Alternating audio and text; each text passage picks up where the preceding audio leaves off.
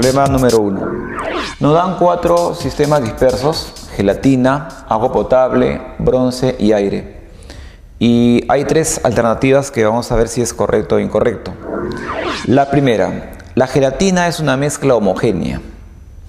Bueno, la gelatina, tú sabes que es un coloide, ¿sí o no? Si la gelatina es un coloide, entonces los coloides son mezclas heterogéneas, ¿no? Por lo tanto, el enunciado sería falso, ¿ya? La gelatina, vamos a anotar acá, la gelatina vendría a ser una mezcla heterogénea.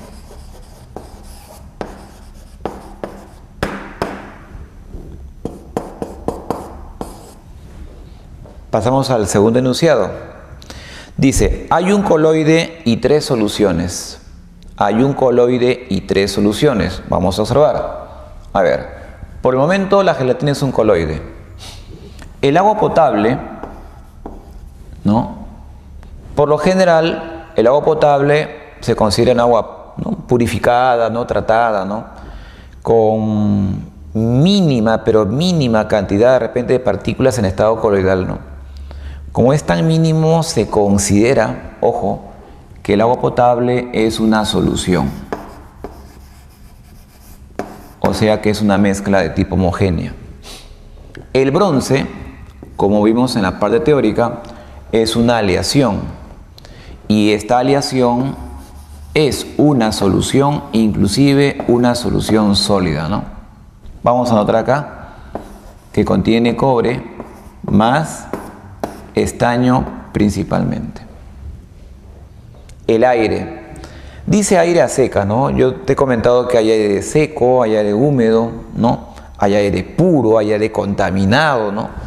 Cuando te venga una pregunta de este tipo, usted asuma que sea puro. Entonces, el aire vendría a ser una solución, pero es una solución gaseosa. Entonces, el enunciado nos decía, hay un coloide y 3 soluciones. Sería correcto, ¿verdad? Tengo 3 soluciones y tengo un coloide. Vamos a colocar enunciado verdadero. Finalmente, todas las mezclas presentan una sola fase. Bueno, el concepto fase, una sola fase, se da en las soluciones o mezclas homogéneas, ¿verdad? Como tenemos 3 mezclas homogéneas, serían 3 casos nada más. En cambio, el coloide es una mezcla heterogénea, por lo tanto es un sistema no monofásico.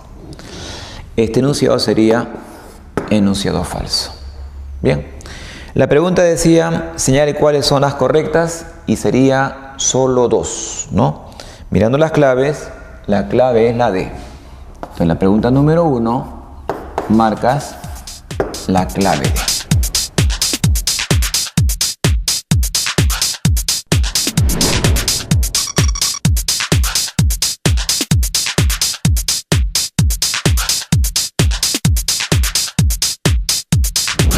Problema 2. Nos hablan de un antiácido, ¿no? El famoso bismutol, ¿no? Dice, el bismutol es un medicamento que se utiliza como un antidiarreico y antiácido. Alivia la indigestión y el malestar estomacal. Ya, acá viene el dato, escucha. Cada 15 mililitros de bismutol, ¿ya? Cada 15 mililitros de bismutol tiene agua, tiene una sal de nombre subsalicilato de bismuto, una sal orgánica que contiene bismuto. Y en cada 15 mililitros de esta mezcla, ojo, de esta mezcla, de esta dispersión, hay 262 miligramos de esa sal. Pero también el enunciado nos dice que la sal es insoluble. Es una sal altamente insoluble.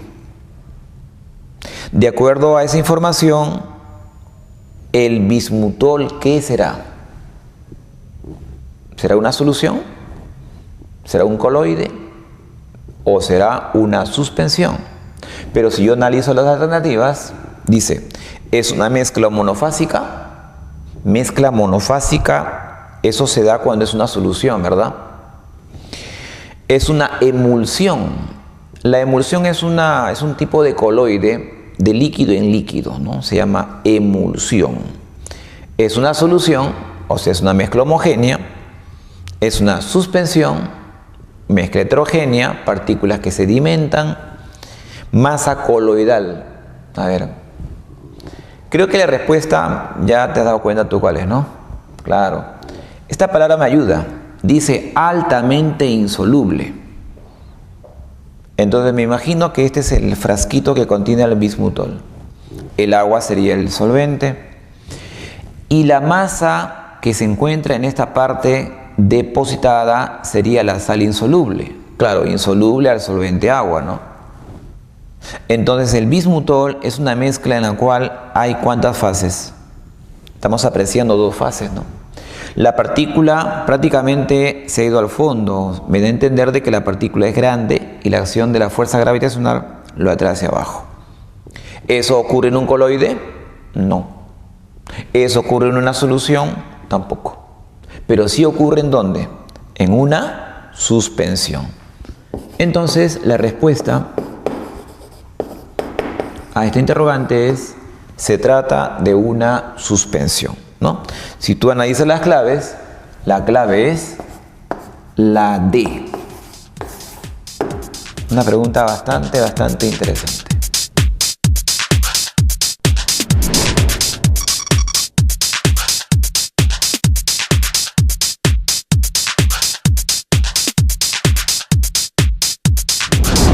Problema 3. Este problema 3, a diferencia de los problemas anteriores, inicia la aplicación de las soluciones, ¿no? Respecto a las soluciones nos piden cuál de los 3 enunciados es el correcto. Vamos a analizar uno por uno. En el primer enunciado dice: sus componentes se pueden ver con la ayuda de un microscopio óptico. Ese enunciado es contundentemente falso. ¿Por qué falso, profe? Porque las partículas componentes son tan pequeñas como átomos, moléculas, iones, que ante un microscopio no es posible verlo. Son invisibles, por eso lo pongo ahí. Enunciado 2. Las partículas de una solución pasan con facilidad el papel de filtro. Pasan con facilidad. A ver, acá tengo un esquema, tengo un embudo, ¿ok? Y hemos dejado una solución que está cayendo, ¿no? Una solución líquida en este caso, ¿no? El papel de filtro tiene pequeñísimos poritos, pero en una solución que puede ser agua azucarada, agua salada, ácido nítrico, soda cáustica, o sea, cualquier solución líquida, vamos a comprobar que todo va a atravesar el papel. Nada va a quedar retenido arriba. Si algo quedase retenido, ya no sería una mezcla homogénea, sería una heterogénea. En el caso de las soluciones, ¿no? Acá dice bien claro, todo lo que está en azul, solución que pasa totalmente. En otras palabras, nada queda retenido, ¿no? Justamente el enunciado nos dice que pasan con facilidad por el papel de filtro. Ese enunciado sería enunciado correcto. Enunciado 3. Los métodos de separación de las soluciones son destilación, evaporación y cristalización. Destilación, evaporación y cristalización. ¿Qué dicen ustedes? Vamos a comentar lo siguiente. En general, las dispersiones, los componentes pueden ser separados por algún método, ¿no? Un método físico, que es lo más común. Y ese método depende de la propiedad de la sustancia que tú quieres separar. Recuerda que en una solución los componentes conservan sus propiedades. Destilación es correcto. Destilación es correcto. Vamos a poner un ejemplo. Por ejemplo, ¿cómo separamos los componentes de un vino, ¿no? Que tiene alcohol, por ejemplo, ¿no? Mediante destilación. ¿Cómo separamos los componentes de un licor? El caso del alcohol, por ejemplo, ¿no? Mediante destilación. La destilación es un método que consiste en separar debido a la diferencia de la temperatura de ebullición de las sustancias que están presentes. Por ejemplo, si yo tengo alcohol disuelto en agua, son líquidos miscibles muy solubles entre sí. En el caso de que sea alcohol metílico o etílico, se le calienta a la mezcla y ese calentamiento hace que el primero que se vaya sea en este caso el alcohol, ya que tiene menor punto de ebullición, ¿no? Si es por ejemplo el alcohol metílico, hierve a 65 grados Celsius, el agua hierve a 100. Si él hierve a 65 grados Celsius y él hierve a 100 grados Celsius, entonces basta que yo lo caliente a 70, estoy garantizando de que el alcohol se vaya y el agua se quede. De esa manera estoy separándolos mediante la destilación. Evaporación. Evaporación es separación de líquido en sólido, ¿no? De sólido en líquido en este caso particular. Evaporar implica que el líquido va a pasar a la fase gaseosa, ¿no? Un ejemplo bastante sencillo sería la separación de sal en agua. La pregunta es la siguiente: ¿es necesario que el agua hierva? No. Basta que tú lo calientes a 30, 40, 50 grados Celsius para que el agua se vaya yendo mediante un fenómeno llamado la evaporación. A diferencia de la destilación, en el cual se requiere que hierva para diferenciarlo, ¿no?, a los dos, porque tienen puntos de ebullición distanciados. En el caso de la sal, en la vida la sal va a volver vapor. La sal es una sustancia sólida que soporta elevada temperatura, ¿no? Entonces basta que tú lo calientes y el agua se va a ir de poquito. Claro, si estás apurado vas a calentarlo más, ¿no?, para que se vaya el agua y te deje la sal, ¿ya? Sería un ejemplo de evaporación. Cristalización. Esta parte quizás es bastante interesante, ¿no? Por ejemplo, te ponen a ti el siguiente caso. Tenemos arena y tenemos sal. ¿Cómo separarías a la arena de la sal? ¿Te acuerdas que lo comentamos al inicio, en la introducción? La manera sería echarle agua a la mezcla.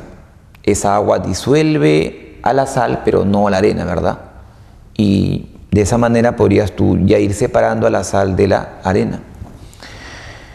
Pero, ¿qué pasaría si yo tengo, en vez de arena y sal, tengo sal con azúcar? A ver, ponte ese caso. Mira, yo tengo sal con azúcar. ¿Cómo separaría sal con el azúcar si son dos sólidos que echándole el agua lo disuelve los dos? Profe, hiérvalo. Pero si yo lo hiervo, se va el agua y me queda el azúcar con la sal. Poco difícil, ¿no? Bueno, hay una manera que se llama la cristalización, que consiste en que disolvemos el azúcar con la sal, lo disolvemos, ¿ya? Y luego vamos a enfriarlo. Ese enfriamiento va a permitir que el sólido menos soluble, ¿no?, o más soluble en este caso, más soluble, comience a formar cristalitos. ¿Por qué? Porque como es muy soluble, cuando tú lo enfrías, se va haciendo cada vez menos soluble. Entonces van a comenzar a formarse los cristalitos y de esa manera separaríamos al sólido más soluble del menos soluble. Vamos a ver el caso de la cristalización del cloruro de sodio con azúcar, en este caso con sacarosa, ¿no? Pero cuando ambos se encuentran en estado acuoso, o sea, cuando están disueltos en el agua. Entonces, mediante enfriamiento, el primero que estaría retirando sería la sacarosa, porque es muy soluble, muy sensible al cambio térmico. Y el último sería, en este caso, el cloruro de sodio. Bien, este enunciado sería verdadero. Analizando las claves, nos piden cuáles son las correctas, ¿no? Entre las tres, las correctas son 2 y 3, ¿no? Bueno, mirando las claves es la B. Entonces, en la pregunta 3, la respuesta es la B.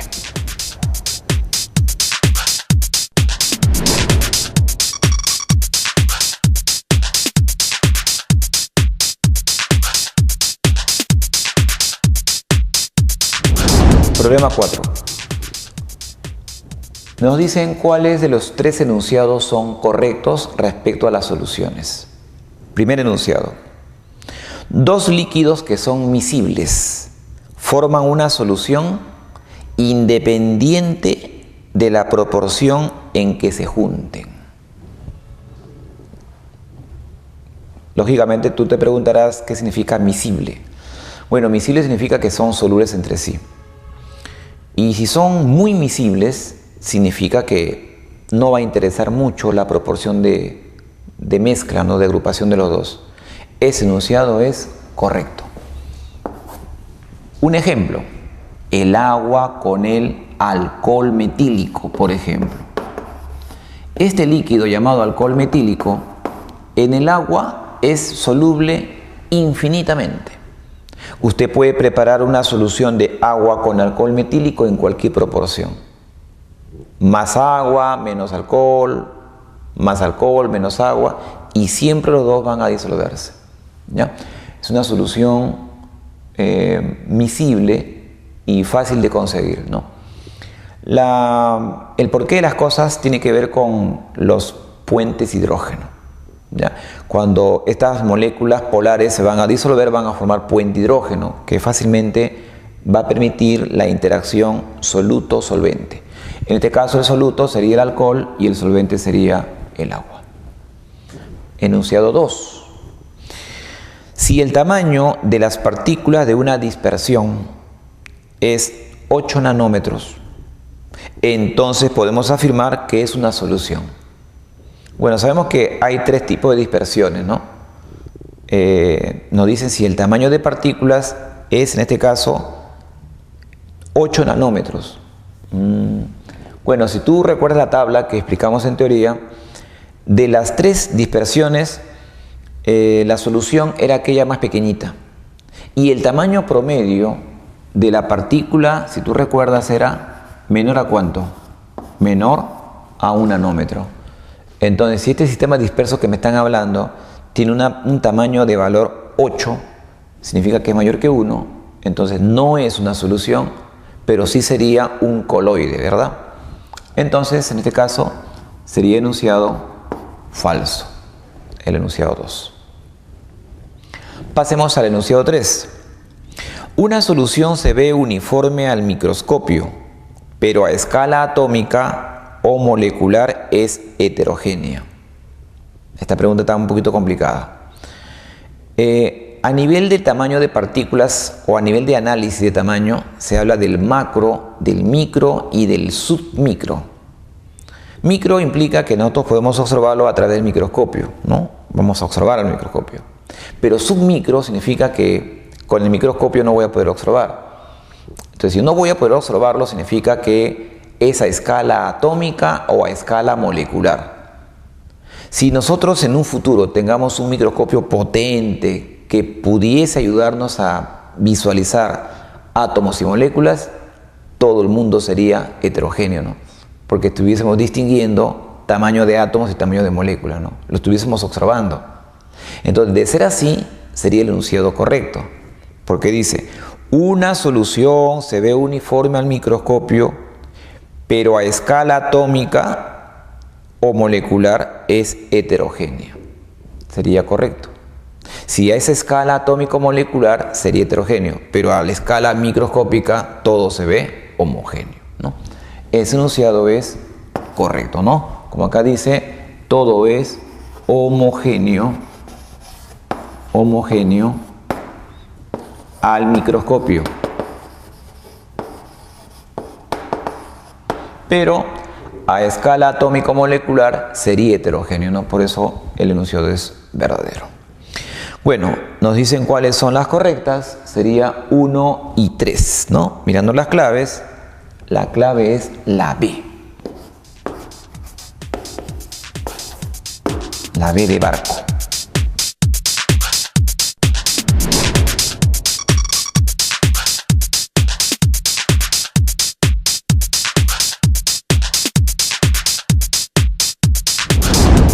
Problema 5. Un problema teórico también interesante. Dice, Respecto a las soluciones, marque verdadero o falso. Otra vez nos dan 3 enunciados. Primer enunciado. Para que la disolución sea favorable, el enlace soluto-solvente debe ser más intenso que el de soluto-soluto y solvente-solvente. Bien, esta pregunta tiene que ver con el proceso de disolución, ¿no? Que justamente en la teoría vimos un videíto segundo que tiene que ver con ese proceso. Vámonos con el ejemplo que les he traído. Por ejemplo, aquí estamos observando un recipiente que contiene, en este caso, agua, ¿no? Tenemos aquí el caso del cloruro de sodio, ¿no? Que es una sal, y acá tenemos el agua. Luego de un tiempo vamos a dejar que la sal se mezcle con el agua lo va a disolver y al final lo tenemos así. Como el agua es el solvente, se llama solución acuosa de la sal cloruro de sodio. ¿Cómo es esto, profesor, de soluto-soluto, solvente-solvente? No entiendo. Mire, observe lo siguiente. De hecho, la sal es el soluto. Pero antes que la sal se disuelva, tú te podrás analizar, es un enlace que une al sodio con el cloro, ¿verdad? Como es un compuesto iónico, el enlace es iónico. Esa interacción que hay entre sodio y cloro se llama interacción soluto-soluto. ¿Ya? Entonces la interacción soluto-soluto sería la fuerza que une al sodio con el cloruro. Esa interacción se llama interacción soluto-soluto. Lógicamente que aquí hay un enlace, ¿no? Hay un enlace iónico que los mantiene juntos. Pero en el agua ocurre algo similar. Antes que la sal haga contacto con el agua, las moléculas de agua están unidas entre sí. Entonces, las moléculas de agua se unen mediante una fuerza llamada puente hidrógeno. A esa interacción se le llama interacción solvente-solvente. En este caso tenemos agua versus agua. Acá hay una fuerza que se le conoce como la unión puente hidrógeno, solvente-solvente. Cuando la sal hace contacto con el agua lo disuelve, el agua disocia, rompe el enlace entre sodio y cloro y a cada uno de los iones, como vimos en el videito, lo va a solvatar iónicamente. Entonces, soluto-solvente significa que el sodio va a estar rodeado de moléculas de agua y también el cloruro rodeado de moléculas de agua. Entonces, a esta interacción se le llama la interacción soluto-solvente. Para que la disolución sea favorable, ¿cuál de las 3 interacciones debe de prevalecer? Lógicamente que si el objetivo es que ocurra una solución, debe prevalecer la interacción soluto-solvente, más que la unión entre soluto-soluto y solvente-solvente. Por lo tanto, el enunciado sería verdadero. Enunciado 2. Dice, en una disolución acuosa de sacarosa se da una solvatación iónica. Bueno, solvatación iónica se da cuando el soluto es un compuesto iónico y la sacarosa es una sustancia molecular, ¿no? En el caso de la sacarosa en el agua disuelta experimenta una solvatación molecular. Los cristales de sacarosa o de azúcar, cuando entran en contacto con el agua, se van a degradar de tamaño. Esta masa azul me simboliza la masa del agua, o sea, la masa del solvente. Y en el caso de la sacarosa, esto que está acá, blanquito, con carga negativa y positiva, vendrían a ser las moléculas que inicialmente formaban parte de un cristalito, pero el agua los ha separado, no formando iones. Por eso se dice que la solvatación es de tipo molecular, ¿no? Y no es iónica, es una solvatación molecular, ¿no? Sería en todo caso falso. Enunciado 3. Al disolver tetracloruro de carbono en benceno, sus moléculas se unen por fuerza de London. Bueno, hay que recordar un poco las fuerzas intermoleculares que son London, dipolo-dipolo y puente hidrógeno. El tetracloruro de carbono es un líquido, al igual que el benceno, y ambos líquidos son apolares.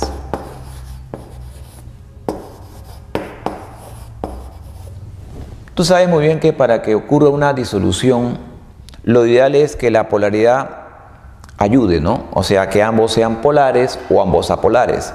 Por lo tanto, en este caso, son dos líquidos apolares, se va a dar una disolución.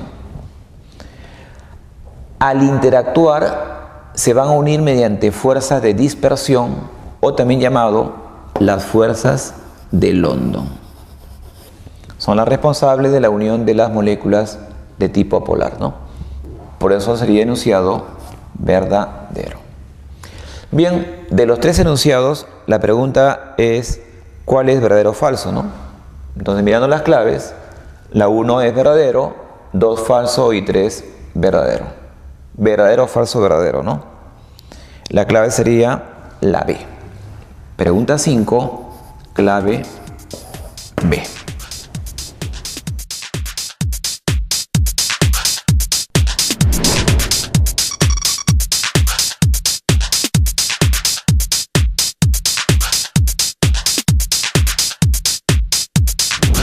Problema 6. Marque verdadero o falso, igual manera, tres enunciados. 1. Al juntar benceno y tolueno se forma una solución. Es similar al problema anterior, pero hay algo distinto, ¿no? En este caso, el tolueno. El benceno, como sabemos, es un líquido de naturaleza apolar. El tolueno también es apolar, tiene parte hidrocarbonada, ¿no? Prácticamente es como el benceno, son dos líquidos de naturaleza apolar. Entonces, si son dos apolares, son miscibles entre sí, formaría una solución. Sería enunciado correcto. 2. Una solución líquida presenta el efecto Tyndall. Una solución líquida presenta el efecto Tyndall. Eso es falso. ¿Por qué? Porque el efecto Tyndall es solo para coloides, ¿ya? Solo para sistema coloidal. Sería enunciado falso. Finalmente, el enunciado 3, los componentes de una solución conservan su identidad. Conservar identidad significa que van a estar interactuando, pero no van a reaccionar, ya que si reaccionen pierdan la identidad, ¿no? O sea, se convierten en otras sustancias. En general, en las dispersiones, los componentes no van a perder su identidad, lo van a conservar en todo caso, ¿no? Sería en este caso enunciado verdadero. Muy bien, vámonos con la clave. Nos pide verdadero, falso, ¿no? Acá sería verdadero, falso, verdadero, mirando las claves. La letra C es la respuesta. Clave C.